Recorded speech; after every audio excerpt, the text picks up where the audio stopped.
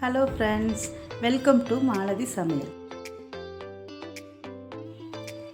Carrot halwa பண்ணலாம் வாங்க.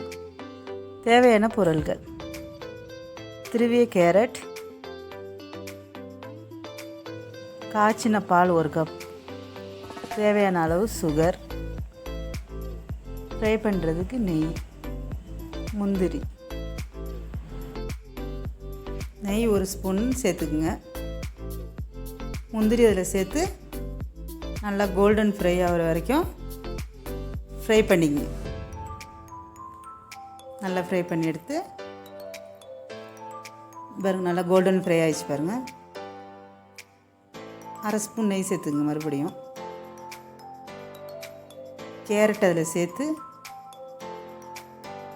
அந்த பச்சை வாசனை போகிற வரைக்கும் நல்லா ஃப்ரை பண்ணணும். அந்த நெய்யிலேயே கேரட் அந்த பச்சை வாசனை இருக்கக்கூடாது. அதில் அந்த பச்சை வாசனை போனோடனே பாலை சேர்த்துக்குங்க. தண்ணி எதுவும் சேர்க்கக்கூடாது. அந்த காய்ச்சின பாலை சேர்த்து நல்லா கிண்டி விடுங்க.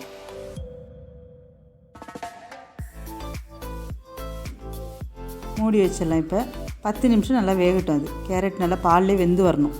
ஓப்பன் பண்ணி பார்க்கலாம். நல்லா கிண்டி விடுங்க. நல்லா வந்துருக்கு பாருங்க.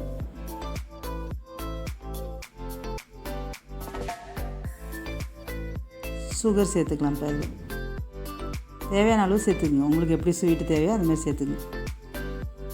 அது நல்லா சுகரை மிக்ஸ் பண்ணி விடுங்க. இந்த பால் நல்லா கொஞ்சம் தண்ணி ஆகிற மாதிரி இருக்கும். ஆனால் நீங்கள் திரும்பி நல்லா கிண்டி விடுங்க.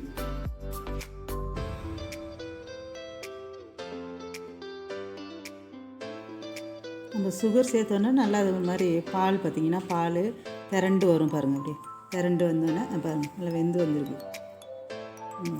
மேலே அந்த நம்ம போட்ட நெய்யெல்லாம் மேலே தெரியுது பாருங்கள். நல்லா திரண்டு வந்துச்சு பாருங்கள். இந்தமாரி வரணும்.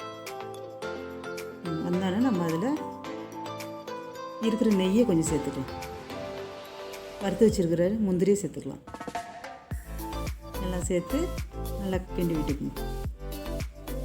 அவ்வளோதான், நம்மளோட கேரட் அல்வா ரெடி. இந்த வீடியோ பிடிச்சிருந்துச்சுன்னா சப்ஸ்கிரைப் டு மாலதி சமையல். தேங்க்யூ.